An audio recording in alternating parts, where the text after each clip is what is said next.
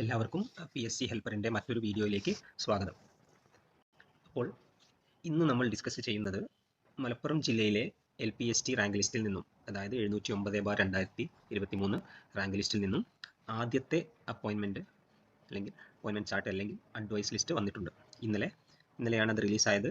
എന്തുകൊണ്ടാണ് മലപ്പുറം ജില്ലയിൽ 1550ഓളം മെയിൻ ലിസ്റ്റിൽ ആൾക്കാരുള്ളപ്പോഴും വെറും 52 നിയമനങ്ങൾ മാത്രം തുടക്കത്തിൽ സംഭവിച്ചത് എന്നുള്ളതൊക്കെ വളരെ വിശദമായിട്ട് ആൾക്കാർക്ക് സംശയമുണ്ട്. അപ്പോൾ നമുക്കറിയാവുന്ന രീതിയിൽ ഈ ലിസ്റ്റ് വെച്ചുകൊണ്ട് നമുക്കൊരു അവലോകനം നടത്താം.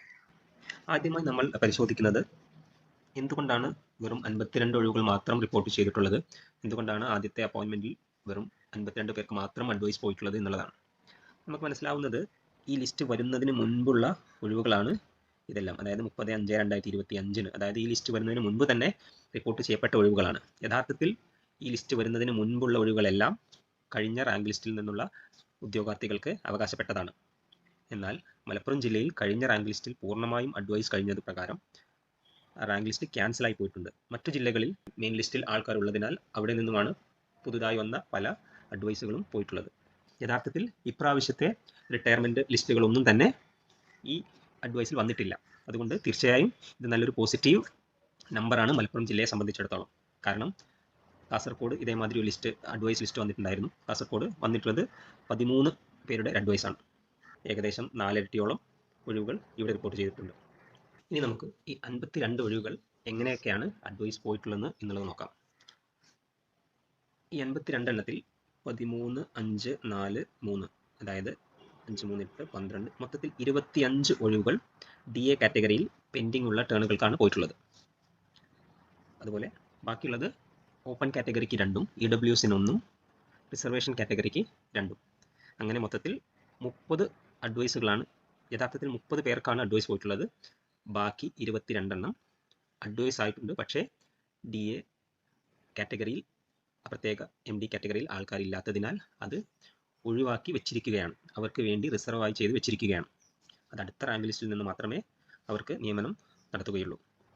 ഇതാണ് അഡ്വൈസ് ചാർട്ട് ചെയ്യുമ്പോഴുള്ള നില. അതായത് previous rotation stands at MR 119 43 OC already advised. അതായത് കഴിഞ്ഞ റാങ്ക് ലിസ്റ്റിലുള്ള അവസാനത്തെ അഡ്വൈസ് പോയിട്ടുള്ളത് 43 ഓപ്പൺ കാറ്റഗറിക്കാണ്. അപ്പോൾ 44 റൊട്ടേഷനിലായിരിക്കും ഈ റൊട്ടേഷൻ സ്റ്റാർട്ട് ചെയ്യുക എന്നുള്ളതാണ് ഇതിൻ്റെ അർത്ഥം. അതുപോലെ അതായത് 44 ST കാറ്റഗറിക്കാണ്. അങ്ങനെയാണ് ഇത് സ്റ്റാർട്ട് ചെയ്യേണ്ടത്. But TPO turns are to be satisfied. അതായത് പക്ഷേ TPA ടേണുകൾ ഉള്ളതിനാൽ അതായിരിക്കും ആദ്യം പോവുക. ഇതാണ് ഓപ്പൺ കാറ്റഗറിയുടെയും TPO റിസർവേഷൻ കാറ്റഗറിയുടെയും ഒരു നില. ഇനി നമുക്ക് ഇത് എത്രത്തോളം TPOകൾ കഴിഞ്ഞ അവസാനത്തെ റൊട്ടേഷൻ ഉണ്ട് എന്നുള്ളത്, അവസാനത്തെ അഡ്വൈസിലുണ്ട് എന്നുള്ളത് നോക്കാം. ഇതാണ് 27/5/2025 കഴിഞ്ഞ റാങ്ക് ലിസ്റ്റിൽ നിന്നും അവസാനമായി പോയിട്ടുള്ള അഡ്വൈസാണ് ഇത്. ഇതിൻ്റെ നില പരിശോധിച്ചാൽ അവസാനത്തെ നിലയിൽ 5 വേക്കൻസികൾ അന്ന് തന്നെ ലിസ്റ്റ് തീർന്നതിനാൽ പെൻഡിംഗ് ഉണ്ടായിരുന്നു. 4 TPO ടേണുകളാണ് നമുക്ക് ബാലൻസ് ഉണ്ടായിരുന്നത്. അതായത് 36 മുസ്ലിം, 38 SIUC നാടാർ, 40 OBC, 42 EBT. ഇത്രയും TPO ടേണുകളാണ് പെൻഡിംഗ് ഉള്ളത്. അപ്പോൾ പുതിയ അഡ്വൈസിൽ ആദ്യം തന്നെ പോവുക ഈ 4 എണ്ണമായിരിക്കും. അതാണ് റൂൾ. ഇനി പുതിയ നമ്മുടെ ഈ റാങ്ക് ലിസ്റ്റിൽ അഡ്വൈസ് ലിസ്റ്റിൽ ആ 4 TPOകളും പോയിട്ടില്ല. അതെന്തുകൊണ്ടാണ് എന്നുള്ളതാണ് ഇനി പറയാൻ പോകുന്നത്. നമ്മളിപ്പോൾ ഓപ്പൺ കാറ്റഗറിയിലെ അവസാനത്തെ റൊട്ടേഷൻ ഏതാണെന്ന് പറഞ്ഞു, എത്ര TPOകൾ ഉണ്ട് എന്നുള്ളതും പറഞ്ഞു. ഇനി ആദ്യത്തെ ലിസ്റ്റിൽ നിന്നും 25 പേർക്ക് DA കാറ്റഗറിയാണ് പോയിട്ടുള്ളത്. 1, 2, 3, 25 വരെ 25 DA കാറ്റഗറിക്കാണ്. അതായത് മലപ്പുറം ജില്ലയിലെ റാങ്ക് ലിസ്റ്റിൽ മൊത്തത്തിൽ 38 DA കാറ്റഗറിയാണുള്ളത്, DA കാൻഡിഡേറ്റ്സ് ആണുള്ളത്. മെയിൻ ലിസ്റ്റിൽ നിന്നും സപ്ലൈ ലിസ്റ്റിൽ നിന്നും എല്ലാം കൂടി 38 പേരാണുള്ളത്. അതിൽ 25 പേർക്കും ഈ ഒറ്റ അഡ്വൈസിലൂടെ പോയിട്ടുണ്ട്. അതെന്തുകൊണ്ടാണെന്ന് വെച്ചാൽ നമുക്കിവിടെ നോക്കിയാൽ മനസ്സിലാവും. DA കാറ്റഗറി 4% റിസർവേഷൻ നമ്മുടെ ഓപ്പൺ കാറ്റഗറിയിലെ 50% റിസർവേഷൻ വേണം എന്നുള്ള റൂളിനൊന്നും ബാധകമല്ല. DA റിസർവേഷൻ നമ്മുടെ റൊട്ടേഷന് പുറത്തുള്ള ഒരു റിസർവേഷനാണ്. അത് പെൻഡിങ് ഉണ്ടെങ്കിൽ അപ്പോൾ തന്നെ കൊടുക്കും. അതിന് TPOയുടെ മാതിരി 50% റിസർവേഷൻ ഓപ്പൺ കാറ്റഗറിക്ക് വേണം എന്നുള്ള ഒരു റൂള് ഇല്ല. എങ്ങനെയാണ് TPO വരുന്നത്, എങ്ങനെയാണ് TPOയിൽ റൊട്ടേഷൻ വരുന്നത് എന്നുള്ളത് പറയാം. അപ്പോൾ ഈ ഡി എ റിസർവേഷൻ സാധാരണ റിസർവേഷൻ മാതിരിയല്ല, അത് നമ്മുടെ റൊട്ടേഷന് പുറത്തുള്ള റിസർവേഷനാണ്. അതുപോലെ കഴിഞ്ഞ റാങ്ക് ലിസ്റ്റിലെ ആദ്യത്തെ അഡ്വൈസ്, അതായത് ഇതാണ് കഴിഞ്ഞ റാങ്ക് ലിസ്റ്റിലെ ആദ്യത്തെ അഡ്വൈസിൽ 746 പേർ വേക്കൻസീസ് ആണ് അന്ന് റിപ്പോർട്ട് ചെയ്തത്. അതിൽ തന്നെ ഡി എ കാറ്റഗറി പെൻഡിങ് ഉണ്ടായിരുന്നു. അതായത് അന്ന് ഡി എ കാറ്റഗറിയിൽ ആൾക്കാർ ഇല്ലാത്തതിനാൽ അന്ന് തന്നെ അത് പെൻഡിങ് ഉണ്ടായിരുന്നു. അതുകൊണ്ടാണ് അന്ന് മുതലുള്ള എല്ലാ ഡി എ പെൻഡിങ്ങുകളും കൂടി ചേർത്ത് ഒന്നിച്ച് നമ്മുടെ ഈ റാങ്ക് ലിസ്റ്റിൽ നിന്നും ആദ്യത്തെ അഡ്വൈസിലൂടെ പോയിട്ടുണ്ട്. ഇനി ഈ ഓരോ അഡ്വൈസുകളും എടുത്തു കഴിഞ്ഞാൽ നമുക്ക് എങ്ങനെയാണ് ഇത് വായിക്കുക എന്നുള്ളത് പറഞ്ഞത്. അതായത് ഇത് നമ്മൾ ഈ റാങ്ക് ലിസ്റ്റിൽ നിന്നുള്ള ആദ്യത്തെ സീരിയൽ നമ്പറാണ്. ഇതിന് 1, 2, 3 അങ്ങനെ അതായത് 1. അതുപോലെ ഈ candidate D A H I candidate ആണ്. ഇത് ഇവിടെ rotation as approved by the commission, അതായത് ഇത് പ്രകാരമാണ് ഈ റൊട്ടേഷൻ പോയിട്ടുള്ളത്. ഡി എ കാറ്റഗറി 4% റിസർവേഷൻ നമ്മുടെ ഓപ്പൺ കാറ്റഗറിയിലെ 50% റിസർവേഷൻ വേണം എന്നുള്ള റൂളിനൊന്നും ബാധകമല്ല. ഡി എ റിസർവേഷൻ നമ്മുടെ റൊട്ടേഷന് പുറത്തുള്ള ഒരു റിസർവേഷനാണ്. അത് പെൻഡിങ് ഉണ്ടെങ്കിൽ അപ്പോൾ തന്നെ കൊടുക്കും. അതുപോലെ കഴിഞ്ഞ റാങ്ക് ലിസ്റ്റിലെ ആദ്യത്തെ അഡ്വൈസ്, അതായത് ഇതാണ് കഴിഞ്ഞ റാങ്ക് ലിസ്റ്റിലെ ആദ്യത്തെ അഡ്വൈസിൽ 746 പേർ വേക്കൻസീസ് ആണ് അന്ന് റിപ്പോർട്ട് ചെയ്തത്. അതിൽ തന്നെ ഡി എ കാറ്റഗറി പെൻഡിങ് ഉണ്ടായിരുന്നു. അന്ന് മുതലുള്ള എല്ലാ ഡി എ പെൻഡിങ്ങുകളും കൂടി ചേർത്ത് ഒന്നിച്ച് നമ്മുടെ ഈ റാങ്ക് ലിസ്റ്റിൽ നിന്നും ആദ്യത്തെ അഡ്വൈസിലൂടെ പോയിട്ടുണ്ട്. ഇനി ഈ ഓരോ അഡ്വൈസുകളും എടുത്തു കഴിഞ്ഞാൽ നമുക്ക് എങ്ങനെയാണ് ഇത് വായിക്കുക എന്നുള്ളത് പറഞ്ഞത്. അതായത് ഇത് നമ്മൾ ഈ റാങ്ക് ലിസ്റ്റിൽ നിന്നുള്ള ആദ്യത്തെ സീരിയൽ നമ്പറാണ്. ഇതിന് 1, 2, 3 അങ്ങനെ അതായത് 1. അതുപോലെ ഈ candidate D A H I candidate ആണ്. ഇത് ഇവിടെ rotation as approved by the commission, അതായത് ഇത് പ്രകാരമാണ് ഈ റൊട്ടേഷൻ പോയിട്ടുള്ളത്. ഇതെങ്ങനെ വന്നു എന്നുള്ളത് കാണിച്ചു തരാം. അതായത് സീരിയൽ നമ്പർ 134 എന്നുള്ളത് നമ്മുടെ ആദ്യത്തെ റൊട്ടേഷൻ, ആദ്യത്തെ കഴിഞ്ഞ റാങ്ക് ലിസ്റ്റിലെ ആദ്യത്തെ അഡ്വൈസിൽ തന്നെ 96ാമത്തെ നമ്പറായിട്ട് വരേണ്ടതായിരുന്നു ഒരു D A H I candidate. എന്നാൽ എച്ച് ഐ കാൻഡിഡേറ്റ് ഇല്ലാത്തതിനാൽ അന്ന് പെൻഡിങ് വെച്ച റൊട്ടേഷനാണ് ഇപ്പോൾ ഈ റാങ്ക് ലിസ്റ്റിനും ആദ്യമായിട്ട് പോയിട്ടുള്ളത്. ഇത്രയും ഭാഗങ്ങൾ, അതായത് D A serial number 134 H I, no D A H I candidate in the rank list, vacancy kept in abeyance for filling up from the next rank list for H I candidate. ഇത്രയും ഈ ഒരു സംഗതിയാണ് പുതിയ rank ലിസ്റ്റിൽ ഇത്രയും കാണിച്ചിരിക്കുന്നത്. ഈ ഒരു റൊട്ടേഷനാണ് ഈ പോയിട്ടുള്ളത് എന്നുള്ളതാണ് പറയുന്നത്. അതായത് ഇത്രയും കാര്യം സെറ്റ് അപ്പാർട്ട് ഓൺ 8/8/2022 8/8/2022 ഉള്ള ആ റാങ്ക് ലിസ്റ്റിലെ ആ റൊട്ടേഷനാണ് ഇപ്പോൾ കൊടുത്തിരിക്കുന്നത്. നൗ സാറ്റിസ്ഫൈഡ്, അതായത് ആ പെൻഡിങ് ഉള്ള സാധനം ഇപ്പോൾ കൊടുത്തിട്ടുണ്ട് എന്നുള്ളതാണ് ഇതിൻ്റെ അർത്ഥം. അതുപോലെ തന്നെ നിങ്ങൾക്ക് ഈ ഓരോ നമ്പറുകളും സീരിയൽ നമ്പർ വെച്ച് സെർച്ച് ചെയ്ത് കഴിഞ്ഞാൽ പഴയ റാങ്ക് ലിസ്റ്റ് കാണാൻ പറ്റും. ഇതും 8/8/2022 അങ്ങനെ ഓരോ ഡി എ പെൻഡിങ്ങുകളുള്ളതും കൊടുത്ത് അവസാനം 18, 19, 20, 22, 23, 24 ആയപ്പോഴേക്കും പിന്നീടുള്ള പെൻഡിങ് ഉള്ള എം ഡി, അതായത് മൾട്ടിപ്പിൾ ഡിസേബിലിറ്റിക്കാർക്ക് നമ്മുടെ റാങ്ക് ലിസ്റ്റിൽ ആൾക്കാരില്ല. അതുകൊണ്ട് ഇത് വീണ്ടും അടുത്ത റാങ്ക് ലിസ്റ്റിൽ നിന്നും എടുക്കാൻ വേണ്ടി ഈ ഒഴിവുകൾ മാറ്റി വെച്ചിരിക്കുകയാണ്. 25 മുതൽ 45 വരെ ഒഴിവുകൾ ഇതിൽ മാറ്റിവെച്ചിട്ടുണ്ട്. യഥാർത്ഥത്തിൽ ഇതിൽ ആൾക്കാർക്ക് ഒരാൾക്കും അഡ്വൈസ് പോയിട്ടില്ല. 52 പേർക്ക് കാണിച്ചിട്ടുണ്ടെങ്കിലും യഥാർത്ഥത്തിൽ 30 പേർക്ക് മാത്രമേ അഡ്വൈസ് പോയിട്ടുള്ളൂ. അതാണ് ഡി എ കാറ്റഗറി. 45, 46 വരെ ഡി എ കാറ്റഗറിയാണ്. ഓക്കെ, ഇനി അപ്പോൾ നമ്മുടെ റാങ്ക് ലിസ്റ്റിൽ ഇതെല്ലാം ഉൾപ്പെട്ട് കഴിയുമ്പോൾ ബാലൻസ് ഉള്ളത് 52-ൽ 47 എണ്ണം. 47 എണ്ണത്തിൽ 25 എണ്ണം അഡ്വൈസ് കൊടുത്തു. അങ്ങനെ മൊത്തത്തിൽ 52 ഒഴിവുകളുള്ളതിൽ 25 എണ്ണം ഡി എ കാറ്റഗറിക്ക് കൊടുത്തു. പിന്നെ 22 എണ്ണം പെൻഡിങ്ങിലും വെച്ചു, അതായത് അടുത്ത റാങ്ക് ലിസ്റ്റിൽ നിന്നും ഒഴിവാക്കാൻ വേണ്ടി മാറ്റി വെക്കപ്പെട്ടു. ബാക്കി 47 കഴിഞ്ഞാൽ ബാക്കിയുള്ളത് 5 എണ്ണമാണ്. 5 ഒഴിവുകളാണ് പിന്നെ ബാലൻസ് ഉള്ളത്. അപ്പോൾ നേരത്തെ പറഞ്ഞ പോലെ ആ 5 എണ്ണത്തിൽ ആദ്യം വരിക എങ്ങനെയാണ്? ടി പി ഒകളാണ് ആദ്യമായിട്ട് പോകേണ്ടത്. നമ്മുടെ കഴിഞ്ഞ റാങ്ക് ലിസ്റ്റിലെ ടി പി ഒകൾ ഇങ്ങനെയാണ്. അതായത് ആദ്യത്തെ ടി പി ഒ 36M ആണ്. അതുകൊണ്ട് ആദ്യത്തെ റൊട്ടേഷൻ ഇതാണ്. T P O on 27/5/2022. 2025 36 TPO, അതായത് മുസ്ലിം 36ാമത്തെ ടേണിൽ മുസ്ലിമിനെ പോയിന്റ് ചെയ്യുന്ന TPO റൊട്ടേഷൻ TPO ആയി വെച്ചിരുന്നത് ഇപ്പോൾ എടുത്തു കൊടുത്തു. അതായത് നമ്മുടെ ഈ ലിസ്റ്റിലെ ആദ്യത്തെ മുസ്ലിം കാൻഡിഡേറ്റ് റാങ്ക് നമ്പർ 5 ആണ്. അപ്പോൾ ആ TPO ഇപ്പോൾ സാറ്റിസ്ഫൈഡ്. അപ്പോൾ ആ TPO കൊടുത്തു. നമുക്ക് 5 ഒഴിവുകളാണുള്ളത്. അപ്പോൾ 1 പോയി. അടുത്തത് രണ്ടാമത്തത് വീണ്ടും TPO ക്കാണ് കൊടുക്കുന്നത്. അപ്പോൾ നമുക്ക് അടുത്ത TPO ഏതാണ്? 38 SIUC നാടാർ. ഓക്കെ, അപ്പോൾ നമുക്ക് അടുത്ത റൊട്ടേഷൻ 38 SIUC നാടാറിന് പോയി. SIUC നാടാറിൻ്റെ ആദ്യത്തെ റാങ്ക് നമുക്ക് 107 ആണ് വരുന്നത്. അതുകൊണ്ട് 107 കാരണം കൊടുത്തു. അപ്പോൾ 5 എണ്ണത്തിൽ 2 എണ്ണം പോയി.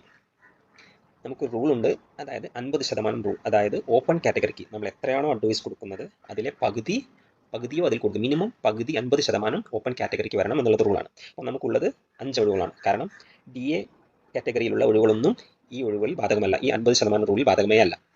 അതാണ് ഞാൻ ആദ്യം പറഞ്ഞത്. അപ്പോൾ നമുക്ക് ശരിക്ക് യഥാർത്ഥത്തിലുള്ള ഒഴിവുകൾ 5 എണ്ണമാണ് ഇവിടെ DA കാറ്റഗറി കഴിഞ്ഞു കഴിഞ്ഞാൽ. ആ 5 എണ്ണത്തിൽ 50% വരണമെങ്കിൽ 3 ഒഴിവുകൾ ഓപ്പൺ കാറ്റഗറിയിലേക്ക് പോകണം. മനസ്സിലായില്ലേ? അതായത് 3 ഒഴിവുകൾ ഓപ്പൺ കാറ്റഗറിയിലേക്ക് പോകണം. ഇനി നമ്മൾ കറക്റ്റ് റൊട്ടേഷൻ സ്റ്റാർട്ട് ചെയ്യുക. അതായത് TPOകൾ 2 എണ്ണമേ കൊടുക്കാൻ സാധിക്കുകയുള്ളൂ. കാരണം 4 TPOകളാണുള്ളത്. 4 TPOകൾ ഉണ്ടെങ്കിൽ പോലും 2 എണ്ണമേ കൊടുക്കാൻ സാധിക്കുകയുള്ളൂ. കാരണം നമുക്ക് അത്ര ഒഴിവുകളേ ഉള്ളൂ. ഓക്കെ, അപ്പോൾ ഇനി നമുക്ക് റൊട്ടേഷൻ നമ്മൾ സ്റ്റാർട്ട് ചെയ്യും.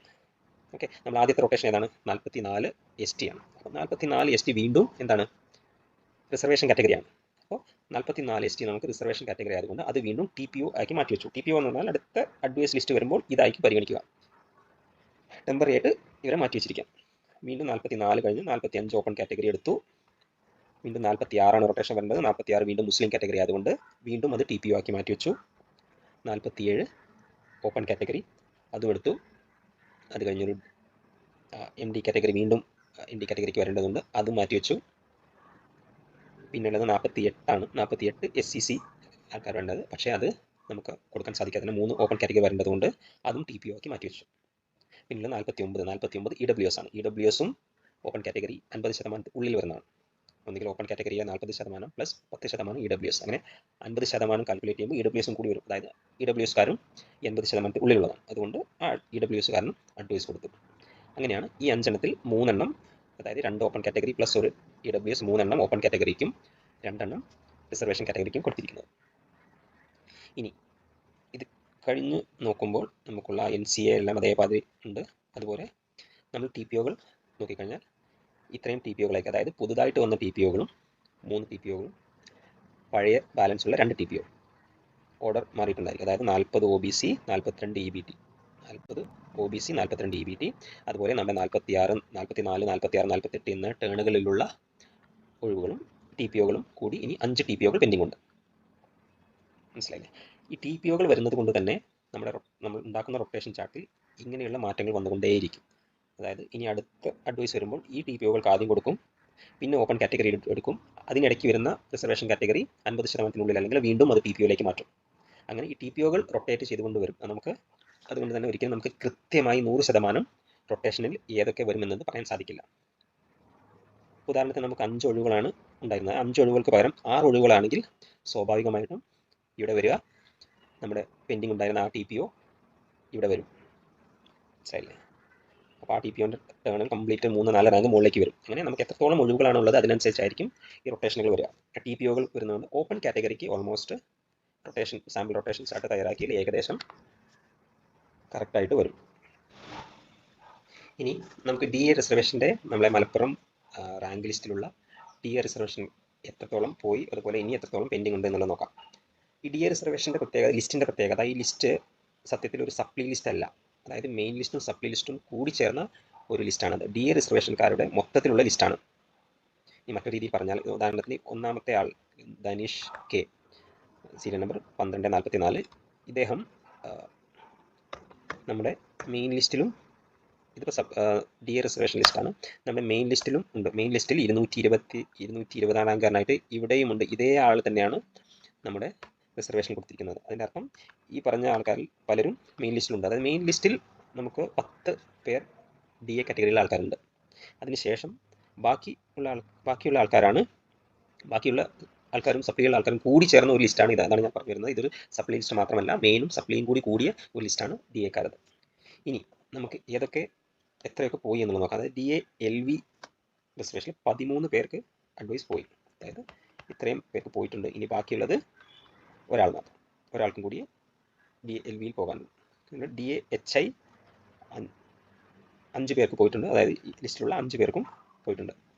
ഇനി DA LDCP വിഭാഗത്തിൽ 4 പേർക്കാണ് പോയിട്ടുള്ളത്. ബാക്കി മൊത്തത്തിൽ 16 പേരിൽ 12 പേർ ഇവിടെ പെൻഡിംഗ് ഉണ്ട്. അതുപോലെ M കാറ്റഗറിയിൽ ഇതും പോയിട്ടുണ്ട്. അതായത് ഇവിടെ 12 പേരും M കാറ്റഗറിയിൽ എല്ലാവരും പോയി, ഇവിടെ ഒരു 12 പേരും, ഇവിടെ നമുക്ക് ഒരാളും പെൻഡിംഗ് ഉണ്ട്. അതായത് 13 DA കാറ്റഗറിക്കാരാണ് ഇനി നമ്മുടെ ലിസ്റ്റിൽ പെൻഡിംഗ് ഉള്ളൂ. നമ്മൾ ഏകദേശം എല്ലാ കാര്യങ്ങളും ഡിസ്കസ് ചെയ്തു എന്നുള്ളതാണ് വിചാരിക്കുന്നത്. ഇനി പലരും ചോദിക്കുന്നത് ഇതൊന്നും നമുക്ക് മനസ്സിലാകുന്നില്ല, കുറേ DA-കാർക്ക് പോയി, കുറേ ഓപ്പൺ കാറ്റഗറിയിൽ 2 ആൾക്ക് മാത്രമേ പോയിട്ടുള്ളൂ, എന്താണ് TPO എന്നുള്ളതെല്ലാം നമ്മൾ വിശദമായി സംസാരിച്ചു. ഇനി ചോദിക്കുന്നത് നമ്മൾ ഉണ്ടാക്കിയ റൊട്ടേഷൻ ചാർട്ടിനെ ഇത് എങ്ങനെയൊക്കെയാണ് ബാധിക്കുക എന്നുള്ളതാണ്. സത്യത്തിൽ ഓപ്പൺ കാറ്റഗറി തുടക്കത്തിലുള്ള റൊട്ടേഷനുകളെ ഇത് ബാധിക്കും. കാരണം ഇപ്പോൾ വന്ന 52 ഒഴിവുകളിലും അവർ പെട്ടിട്ടില്ല. സത്യത്തിൽ 25 ഒഴിവുകൾ DA-കാർക്കാണ് പോയിട്ടുള്ളത്. പക്ഷേ ഒരു റാങ്ക് 500-നും 1000-നും അടുത്തൊക്കെയുള്ള റാങ്കുകളിലുള്ള റൊട്ടേഷനുകൾ, നമ്മൾ ഉണ്ടാക്കിയ സാമ്പിൾ റൊട്ടേഷനുകളുള്ള ആൾക്കാർക്ക് ഇത് അധികം ബാധിക്കില്ല. കാരണം യഥാർത്ഥത്തിൽ അവരുടെ DA റിസർവേഷൻ്റെ റൊട്ടേഷൻ പ്രകാരം വരേണ്ട ആൾക്കാർക്ക് കുറച്ച് നേരത്തെ റൊട്ടേഷന് പോയി എന്നുള്ളത് മാത്രമേ ഉള്ളൂ. അപ്പോൾ അവർക്ക് ആദ്യമേ അഡ്വൈസ് പോകുമ്പോൾ ഇനി അവരുടെ റൊട്ടേഷൻ വരുമ്പോൾ ആൾക്കാരുണ്ടാവുകയില്ല, അവർക്ക് അഡ്വൈസ് കൊടുക്കാൻ സാധിക്കില്ല. അപ്പോൾ അതിന് തൊട്ടടുത്ത ആൾക്കാർക്ക് സ്വാഭാവികമായിട്ടും അഡ്വൈസ് ലഭിക്കും. അതുകൊണ്ട് അവരുടെ റൊട്ടേഷൻ കാര്യമായ രീതിയിൽ ഈ DA തുടക്കത്തിൽ കൊടുത്തതുകൊണ്ട് ബാധിക്കില്ല. നമ്മുടെ റാങ്ക് ലിസ്റ്റ് തുടക്കത്തിൽ നമ്മൾ 100, 200, 300 പേർക്ക് ഉണ്ടാക്കിയ റാങ്ക് റൊട്ടേഷനുകളെ ഏകദേശം 20-30 റേഞ്ച് നമ്പറുകൾ അങ്ങോട്ടോ ഇങ്ങോട്ടോ മാറാനുള്ള സാധ്യതയുണ്ട്. ഒരു 1000 നമ്മുടെ റൊട്ടേഷൻ ചാർട്ട് പ്രകാരം ഏകദേശം 1000-1000-ന് മുകളിലുള്ള ആൾക്കാർക്കെല്ലാം ഏകദേശം അവരുടെ റൊട്ടേഷനുകൾ അതിനോടടുത്ത് തന്നെ ആയിരിക്കും. ഒരു 10, 20, 30 മാക്സിമം അങ്ങോട്ടോ ഇങ്ങോട്ടോ മാറാനേ സാധ്യതയുള്ളൂ. അതിൽ കൂടുതൽ റൊട്ടേഷൻ, നമ്മുടെ സാമ്പിൾ റൊട്ടേഷൻ ചാർട്ട് ഏകദേശം അവർക്ക് അവരുടെ നമ്പറുകൾ ഒത്തുവരും. പിന്നെ മാറ്റം ഉണ്ടാവുക, ചെറിയ രീതിയിൽ മാറ്റം ഉണ്ടാവുക ഈ TPO-കൾ വരുമ്പോഴാണ്. TPO-കളുടെ റൊട്ടേഷൻ നമുക്ക് ഒരിക്കലും ഇപ്പോൾ പ്രവചിക്കാൻ സാധിക്കില്ല. അപ്പോൾ ഏത് കാറ്റഗറിക്കാണ് TPO വരുന്നത് അത് മാറ്റിവെക്കും, തൊട്ടടുത്ത റാങ്ക് ലിസ്റ്റിൽ നിന്ന് അതെടുക്കും, തൊട്ടടുത്ത റൊട്ടേഷനിൽ അല്ലെങ്കിൽ അഡ്വൈസിൽ അത് വരും. അതുകൊണ്ട് അതും ചെറിയ മാറ്റങ്ങളെ ഉണ്ടാവുകയുള്ളൂ, അത് വലിയ രീതിയിലുള്ളൊരു മാറ്റം വരികയില്ല. ഇനി ഇതിനെക്കുറിച്ച് എന്തെങ്കിലും സംശയമുണ്ടെങ്കിൽ നിങ്ങൾ കമൻറ്റ് ബോക്സിൽ ചോദിക്കുക. നമുക്കറിയാവുന്നതാണെങ്കിൽ നമ്മൾ പറഞ്ഞു തരുന്നതാണ്. നിങ്ങൾക്ക് എന്തെങ്കിലും ഇതിനെപ്പറ്റി കൂടുതൽ അറിയാവുന്നതുണ്ടെങ്കിൽ ഇതിനെ കമൻറ്റ് ബോക്സിൽ എഴുതി അറിയിക്കുക. അത് ബാക്കിയുള്ള ആൾക്കാർക്ക് ഉപകാരപ്പെടും.